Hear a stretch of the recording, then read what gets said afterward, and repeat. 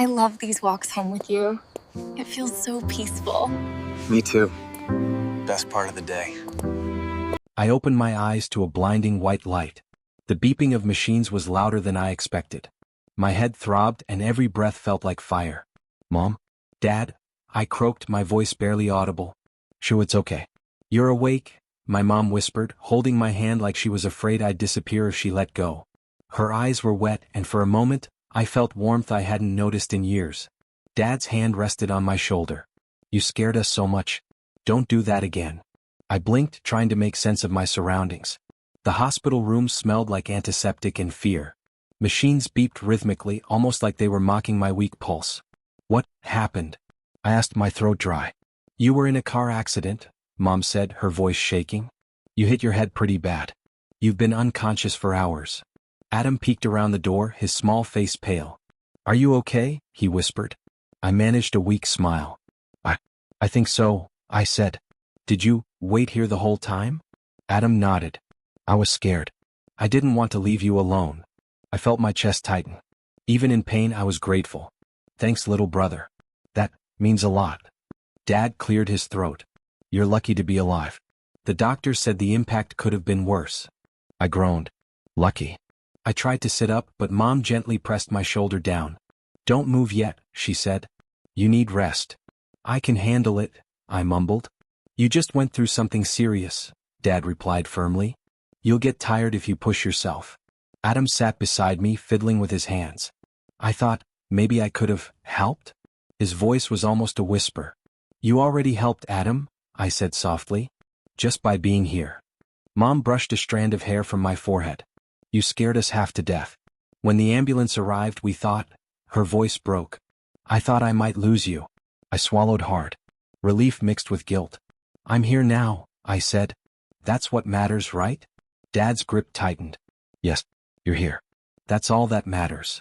Adam leaned closer. Do you hurt anywhere? Everything hurts, I admitted, trying to smile. But it's okay. You shouldn't joke, Mom said, though her lips quivered with a weak attempt at calm. I'm not joking, I muttered. It's strange. I feel scared but also weirdly safe. You should be scared, Dad said, shaking his head. It's natural. But we're here. We won't leave your side. I know, I whispered. I tried to remember the crash, the screeching tires, the sudden impact, but everything blurred. Adam's small hand found mine. Promise me, you'll be okay. I promise, I said, squeezing his hand. You be okay too. You don't need to worry about me all the time. Mom sniffled. You're still weak. We'll help you recover. You already are, I said. By staying here, by being here. Dad finally let go of my shoulder and pulled Adam into a hug. We'll get through this together, he said. I felt the tears coming not just from pain but from relief. Relief that my family was here, that I wasn't alone. For the first time in a long time, I believed their hugs meant love. Even if my body ached, even if my head pounded, I could feel the bond holding us together. And in that moment, I didn't care about anything else. That I opened my eyes to a quieter room than yesterday. The beeping of machines felt softer now, but something else tugged at me.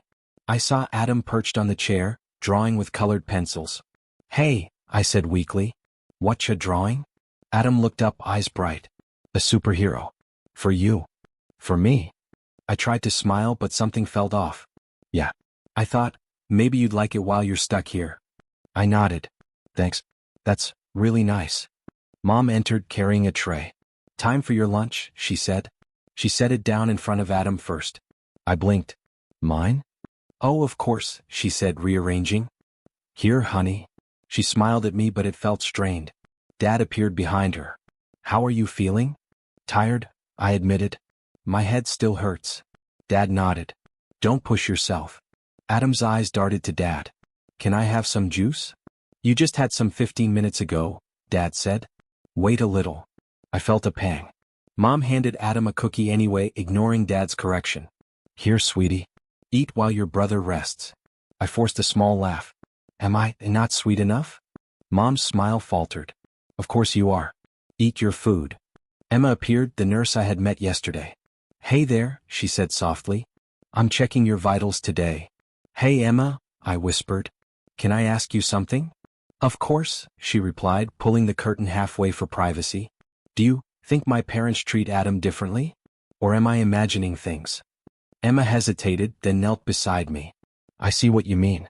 I notice small favors like extra snacks or attention. But it's hard to say why. I frowned. Hard to say. I can see it. My voice cracked. Every time I reach for help, Mom and Dad, they just go to him first. Emma laid a hand on my arm. You're allowed to feel hurt. It's not imaginary. Some families treat kids differently without realizing how much it matters. I swallowed. So, I'm not crazy? Not at all, she said. You just need to take care of yourself, okay? Adam poked his head through the curtain. Are you talking about me? I shook my head quickly. No, nothing like that. I just feel a little left out sometimes. Adam frowned. I didn't mean to. It's not your fault, I said softly. Really? Mom peeked in. Everything all right in there? Fine, I said, forcing calm. Good. I'll check back later, she said, leaving quickly. I glanced at Adam. See? Nothing to worry about, I said, but my stomach twisted. Emma scribbled notes and looked at me. I'll be around today if you want to talk. Even if it's just about small stuff. Thanks, I muttered. I tried to focus on breathing, on the sound of pencils scratching on paper, on Adam's eager chatter. But the unease lingered. Every glance Mom gave Adam, every little favor made me feel invisible. I told myself it was temporary. I was recovering. Maybe they didn't realize what they were doing. Yet a small voice in my head whispered differently. It wasn't imagination. Something was off. And I couldn't shake the feeling that nothing would be simple again. Want me to draw you a dragon too? Adam asked. I smiled faintly. Yeah, draw me a dragon. As he bent over his paper, I clenched the bedsheet, trying to keep my thoughts from spinning. It was subtle now, but I could feel the distance widening between us. And between them and me. I woke up before anyone else, the dull ache in my head worse than yesterday. The room was quiet except for the occasional hum of the air conditioner. I shifted slightly and caught voices from the hallway. I think it's time we finalize everything, Dad said. His tone was calm but firm. Do you really think Adam is ready? Mom asked softly. I do. He's the one who should inherit. It's obvious, Dad replied. I froze. Inherit? What did they mean? Of course it's not easy to choose, Mom said, her voice trembling. But it feels right. I felt my chest tighten. My hands shook. Choose him. I whispered to myself. My stomach dropped. Adam wandered into the doorway, rubbing his eyes. Mom? Dad? Are you talking about me? No, honey, go back to sleep, Mom said, quickly covering the phone. I didn't see them pick up. I bit my lip, trying to calm myself. I knew I had heard everything. They were choosing him. The hallway was empty now, but my mind raced. I felt like I'd been punched in the gut. Later, Emma came in to check my vitals. Hey, you look pale. Everything okay? Yeah, I said, avoiding her eyes. Just tired. You know you can tell me anything, right? She said softly. Sometimes talking helps more than hiding. I hesitated. I overheard my parents talking. About Adam. About choosing him. Emma's eyebrows rose. Choosing him? Yes. They're planning something. It sounded like inheritance or opportunities. I don't know. But it's real. They said it out loud. Emma sat down. That's heavy? No wonder you're upset. Feeling left out is normal. You're allowed to feel hurt. I feel worthless, I admitted. All this time I thought their hugs, their care meant something. And now, my voice broke. Now I don't know if I ever mattered. Emma squeezed my hand. You matter. More than you know. But it's okay to see things as they are. It doesn't make you unworthy. Before I could answer, there was a knock. Mr. Harris, a family friend, peeked in. I heard someone just got out of the accident. Is that you? Yeah, I said cautiously. I'm awake now. He smiled, kind but oblivious. Good to hear. Your parents told me you were lucky to pull through. Adam is such a bright kid too. He's got the world ahead of him, you know? I felt a flare of anger. They really favor him, don't they? Mr. Harris blinked. Favor him? Well, he's always been special, hasn't he? Smart kid, responsible. I mean, your parents have always been proud of him. I clenched my fists under the sheets. Proud. Favor. Choice. All words that stung. Emma gave me a small nod. See? Even outsiders notice the imbalance. You're not imagining this. I tried to breathe. It's just so much.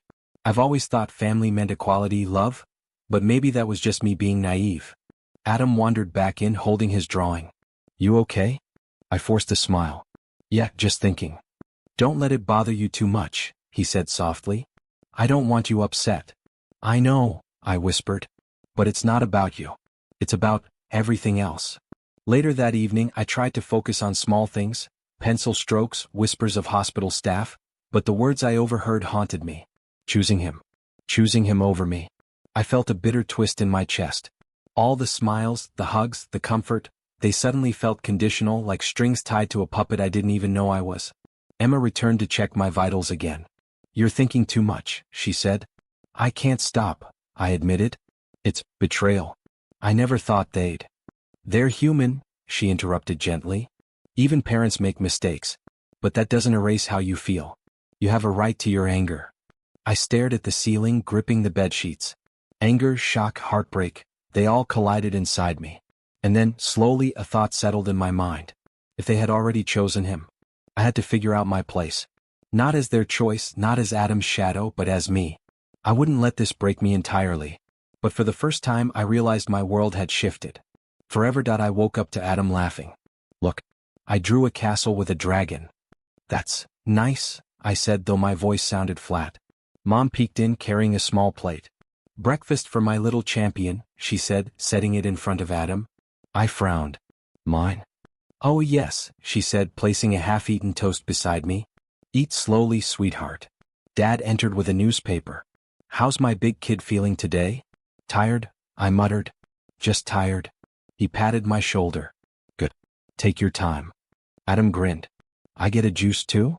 Mom handed him a glass without hesitation. Of course. You need energy. I tightened my jaw. I'm energy too. Mom paused awkwardly. Yes, you are. Emma arrived to check my vitals. Morning, she said softly. How's the head? Hurts, I admitted. And my stomach flips every time they favor Adam. She smiled faintly. I see. Small things matter when you're recovering. You're allowed to notice. I sighed. I can't help it. Every smile, every cookie, every juice, it's him. Not me. Emma took my hand. You matter just as much. Don't let their actions decide your worth. I looked at Adam, who was completely absorbed in his drawing. He doesn't know. He's innocent. I know, I said. But it still stings. Later, Dad brought Adam a small toy car. For being brave today. I forced a laugh. Brave? I'm the one in the bed here. Dad frowned. You're recovering. That counts. I muttered under my breath. Apparently not as much. Mom entered carrying a notebook. Adam, you can color here too. I gritted my teeth. Do I get one? Mom hesitated. You can wait. Let your brother finish first. I clenched my fist. Wait. For what? Tension. Well, recognition? Emma noticed my expression. You okay? I feel invisible, I admitted. Like I'm not enough. Emma squeezed my hand. You are enough. That's all that matters. I stared at the ceiling, thoughts spinning. Their smiles felt hollow, their words empty. The hugs, the concern, it all seemed conditional now. Adam glanced at me, shyly holding a colored pencil. Do you want me to draw something for you? I forced a smile. Yes, a dragon maybe? He smiled and bent over his paper.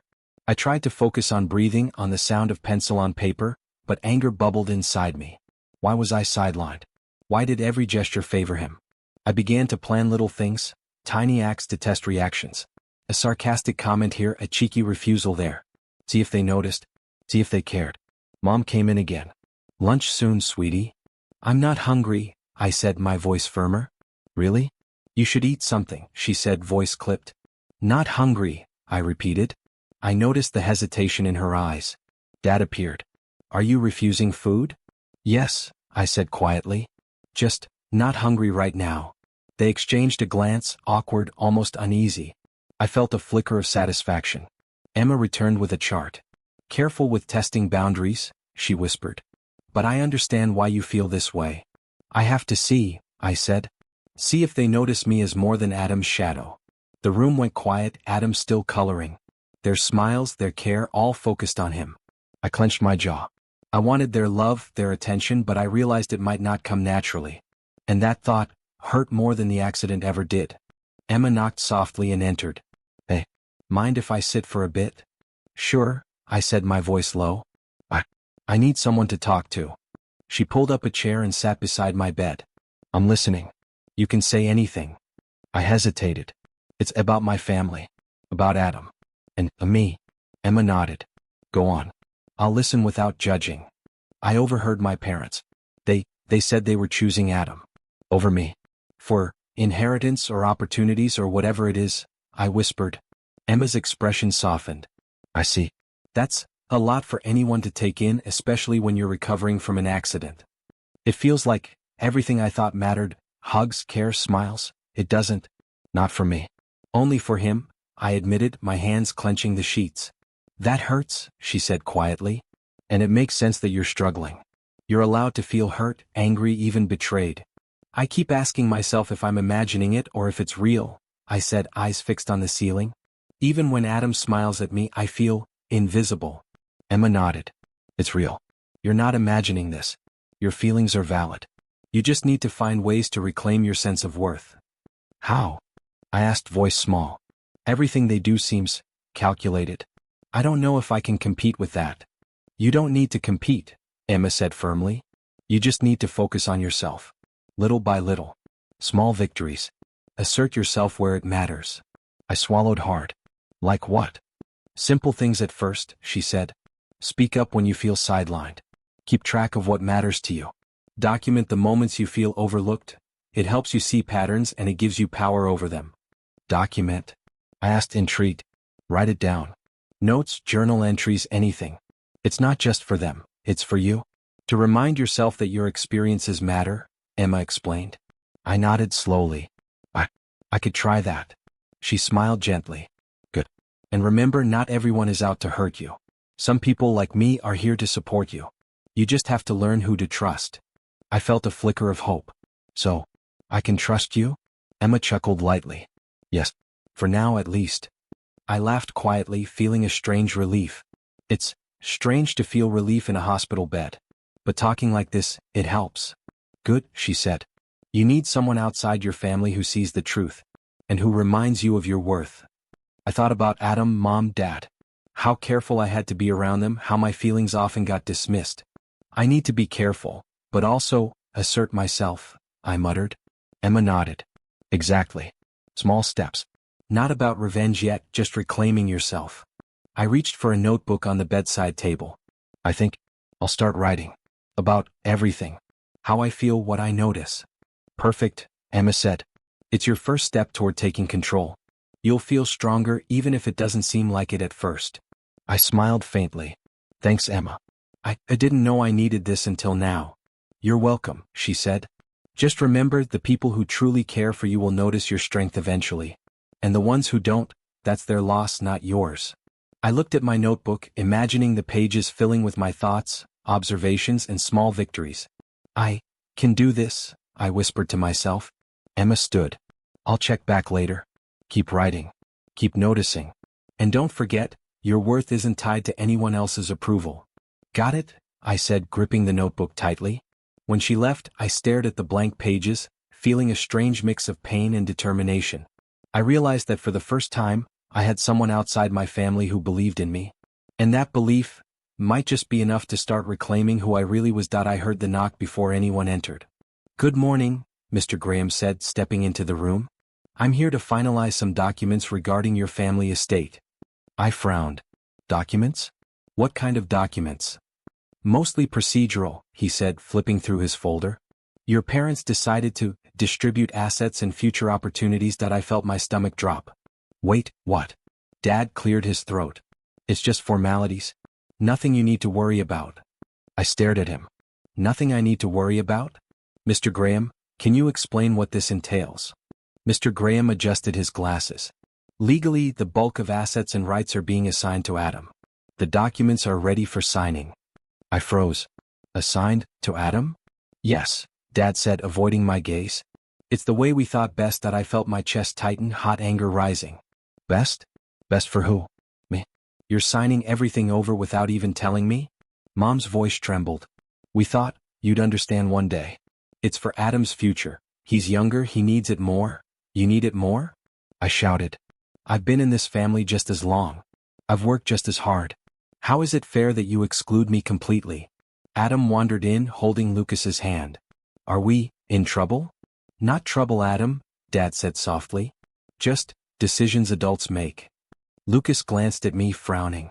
Are they serious? Yes, I said, my voice low but fierce. They signed over everything to him. And didn't even tell me. Emma stepped in quietly, placing a hand on my arm. Breathe. You can process this. I shook my head. No, I can't just breathe. They've made me a bystander in my own life. Mr. Graham looked uncomfortable. I'm only here to execute legal processes. I cannot mediate family feelings. I don't need mediation. I yelled. I need justice. Mom's hand shook. Please, don't make this harder than it has to be. Harder. I echoed, my anger spiking. I'm lying in this hospital, recovering from an accident, and you've already chosen him over me. Chosen. Do you know what that feels like? Dad's face went pale. We didn't think. You didn't think?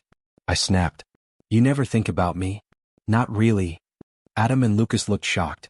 I could see the fear in Adam's eyes, but also confusion. He didn't understand why I was so furious. I'm done being the passive one, I said, voice shaking. Done pretending your approval defines me. I'm taking control of my life. Emma nodded. That's your power. You can decide what happens next. I bit my lip, thinking fast. Small steps, careful moves.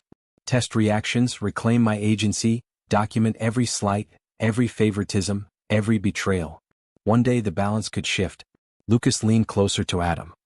He seems really upset.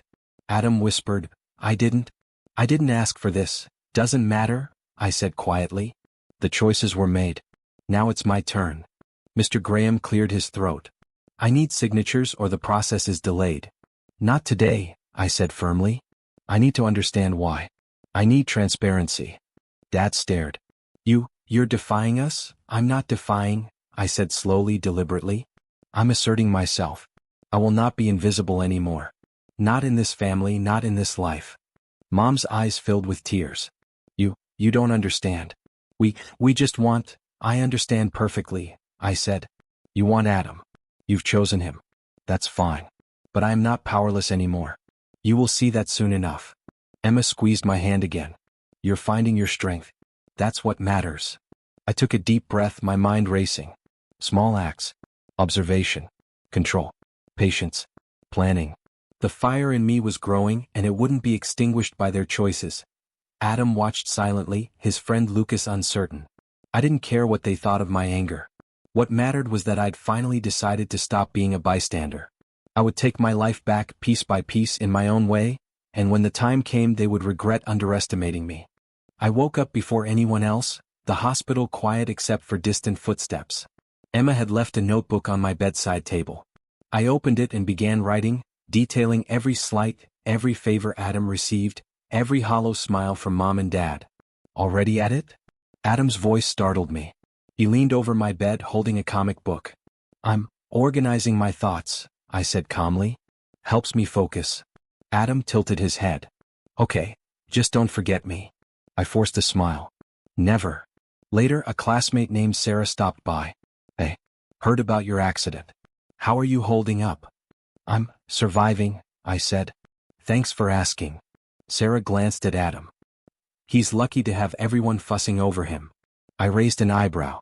And what about me? She hesitated. Well, you're recovering, so maybe less attention? But you're strong. You'll get through it.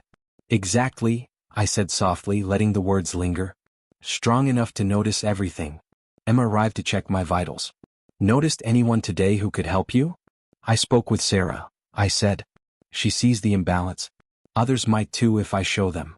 Emma nodded. Good. Alliances matter, even small ones. Just be subtle. Don't push too hard too fast. I closed my notebook. Subtle, I whispered. That's the plan. Later, Mom entered with Adam's favorite snack. Here you go, sweetie. Adam beamed. Thanks, Mom. I cleared my throat. Can I have one too? Mom paused, surprised. Of course, dear. Here. I held it between my fingers, letting my smile be faint, polite, almost imperceptible. A small win. Dad peeked in. Feeling better? Yes, I said evenly. Much better. Emma came by again. You're thinking ahead, aren't you? Always, I said. Small steps, quiet victories. I'm documenting, observing, planning. Emma smiled. Good. You'll need patience for the bigger picture. I nodded. I've realized things about them, Mom and Dad. Fear. Regret. Insecurities they hide behind favoritism. I can use that. Don't use it to hurt them, Emma warned gently. Use it to protect yourself, gain control over your own life. I understood. Exactly. Subtle, precise. Nothing reckless. A hospital volunteer, Michael, passed by. Hey, you're awake. Want to join a small study group? We could use someone like you. I glanced at Emma, who nodded slightly. Sure, I said. Why not? Adam frowned. Study group? You're staying here?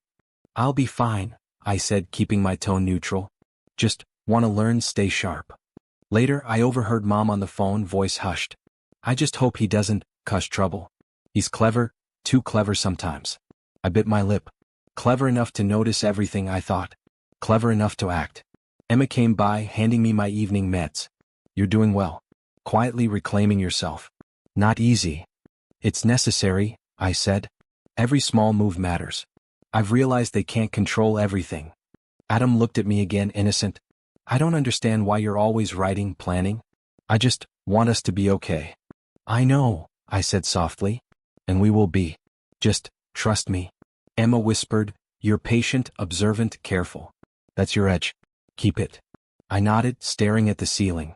Alliances, documentation, careful exposure. I would reveal the unfairness when it mattered most. Not through rage but strategy. Later, a nurse mentioned how Adam's little victories were noticed by staff. I smiled faintly.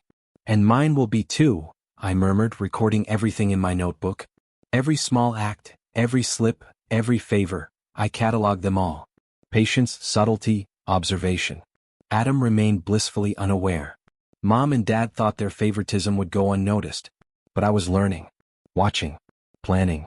And quietly, in shadows and whispers, my revenge began. Not loud, not reckless, but precise and inevitable. I wasn't powerless anymore. I walked into the living room, notebook clutched tightly in my hand. Mom and Dad were seated on the couch, Adam playing nearby, oblivious to what was coming. Mom, Dad, we need to talk, I said, voice steady but low. Dad glanced up. Of course. What's on your mind? I opened my notebook. I've been keeping track. Every favor, every smile, every cookie, every opportunity. Every time you've treated Adam as if he mattered more than me. I have it all written down. Mom gasped. What are you talking about? I flipped to the first page.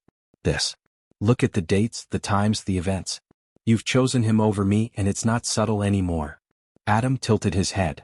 Chosen, over you? Yes, Adam, I said, my throat tight. You didn't ask for this. But they did. They made decisions that sidelined me in my own life. Dad's face went pale. We didn't realize. You didn't realize? I shouted. You hugged me in the hospital, smiled at me, pretended I mattered. And all the while you'd already chosen him. How is that fair? Mom's lips quivered. I thought it was for his future. I thought it was best. Best. I laughed bitterly. Best for him? What about me? Was I just invisible? Did I even exist in your eyes? Adam's small voice trembled. I didn't know. I didn't want this. I know, I said softly. It's not your fault. You're just a child. Emma appeared quietly in the doorway. I'm here if you need support, she whispered. I nodded slightly, then turned back to my parents. Look at this, I said, flipping to a page detailing a gift Mom gave Adam the day I was sick while I went without. Or this, Dad giving him extra privileges at the hospital, ignoring me entirely. These aren't mistakes, they're patterns. Choices. Dad's hand shook. We never intended to hurt you. But you did, I said firmly. Every time you prioritized him over me, every time you smiled while ignoring my needs, every time you pretended love was equal, you hurt me. And you didn't notice or you didn't care. Mom's tears fell freely. I didn't realize. I kept quiet, I said, voice catching. I forgave. I waited. But I can't do that anymore.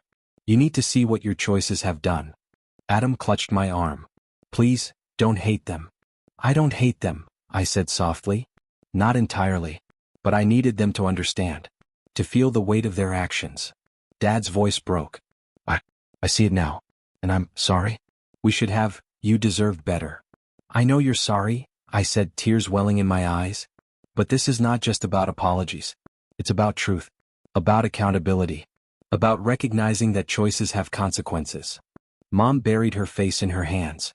I never wanted this. I thought I was doing right. You thought for Adam, I said. But you didn't think for me. And that hurts. More than anything else.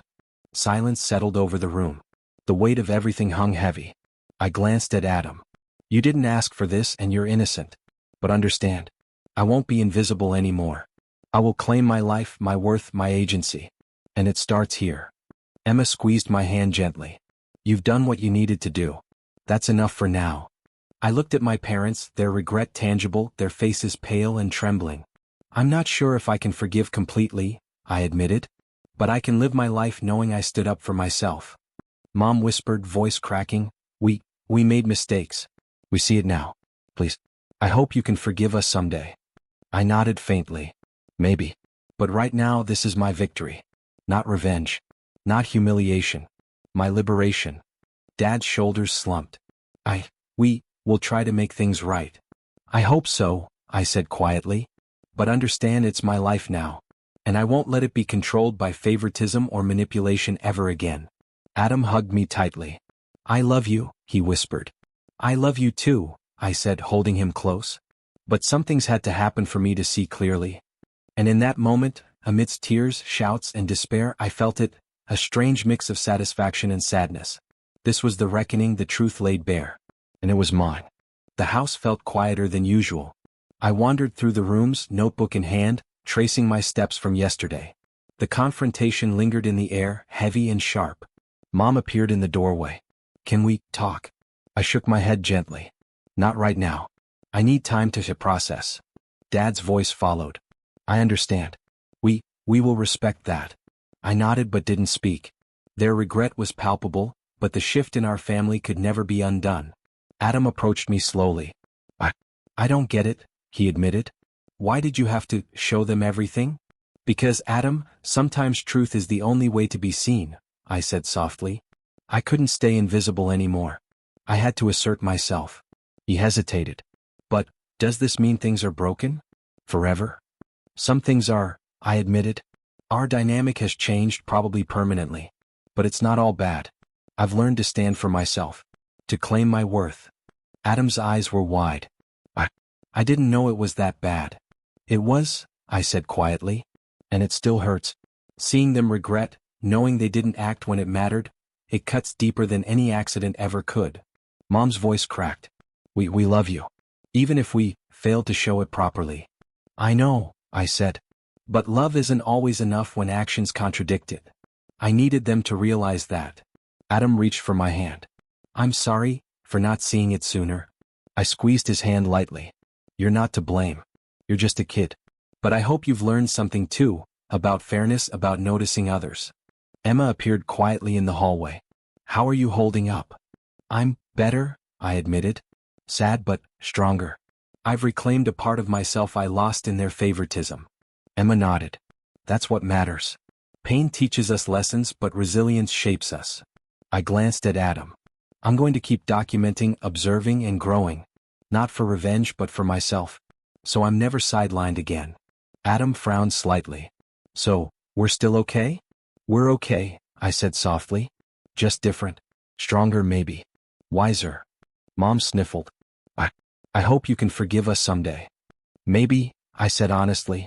Forgiveness takes time. Right now I'm focused on me. On my future. Dad stepped closer.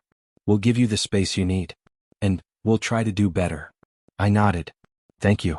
That's all I ask for now, honesty and space to grow. Adam leaned against me. I want to help even if I don't understand everything. You already do, I whispered. Just by being yourself. Just by noticing. Later, alone in my room, I reflected on everything. The anger, the betrayal, the confrontation, it had all been necessary. I felt a bittersweet relief, like a heavy chain had been removed. But I also felt the sting of permanent loss.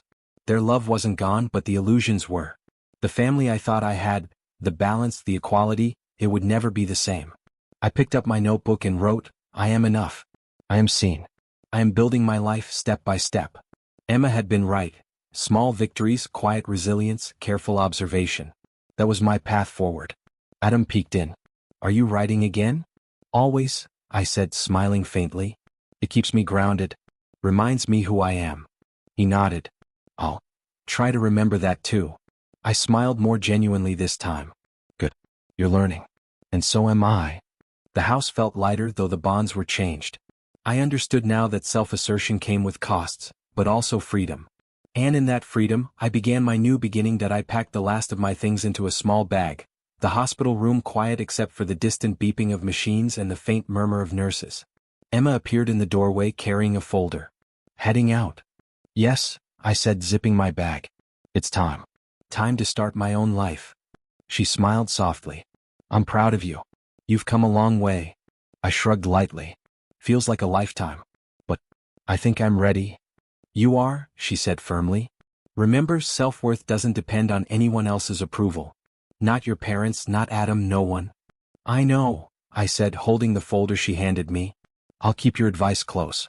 Document, observe, grow. Adam shuffled in holding a small drawing. For you, he said. Just, for you. I smiled and took it. Thank you, Adam. I appreciate it. He frowned. Are you leaving? Yes, I said gently. But it's not about leaving you behind. It's about finding myself. He nodded slowly. I understand. I'll try to see things more clearly from now on. Emma squeezed my shoulder. That's all you can ask for sometimes. People notice eventually, but you can't wait for it. You have to step forward yourself. I glanced at the empty hallway. Freedom felt strange and heavy all at once. I never thought I'd feel this way, relieved and heavy at the same time. Emma chuckled. That's normal. Growth often feels that way. Thanks, I whispered. For everything. You've been my anchor. You've been strong all along, she said. I just reminded you of it. I took a deep breath and stepped toward the exit. The sunlight hit my face, warm and clear. I closed my eyes, letting it wash over me. Ready? Emma asked. As ready as I'll ever be, I said. I walked slowly, feeling each step as if I was rediscovering my own body. Every step was mine, every breath mine. I wasn't defined by favoritism, by betrayal, or by past hurts. I was defined by how I chose to move forward. Mr. Harris appeared near the entrance, giving me a small nod. I hear you've been through a lot. Just remember, not everyone overlooks you. Some people see your strength. I'll remember, I said, a faint smile tugging at my lips. Adam hesitated. Will you come back? Visit? Of course, I said gently. But I need to live my life too. And I hope you'll stand up for yourself too. He nodded, still holding the drawing. I'll try. I want to learn from you. I smiled, warmth spreading through me. Good. That's all I could ask for. Emma fell into step beside me as we walked down the hospital corridor. So what's the plan? Plan? I asked, glancing at her. Your life. What comes next? I took a deep breath, feeling a strange mix of fear and excitement. I don't know entirely. But I know I'll be careful, observant. I'll build my life quietly but firmly. I'll form connections that matter, pursue skills that define me, and never let anyone make me feel invisible again. That sounds perfect, Emma said. I've realized something, I said softly. Parental love can be conditional, but my self-worth, that's mine. And no one can take it away unless I let them. Emma nodded. Exactly. That realization, it's everything. The front doors loomed ahead, sunlight streaming through. I stepped forward, letting the warmth fill me. Every step felt like a claim on my own life. Adam waved from behind, a small smile on his face. I waved back. It wasn't perfect, it wasn't everything I wanted, but it was a start. I glanced at Emma. Thank you. For believing in me, for seeing me when they didn't. She smiled. You always deserved that, even when they couldn't give it. I took another step outside, feeling the cool breeze and warm sunlight together. It was freedom. Not loud, not dramatic, but steady.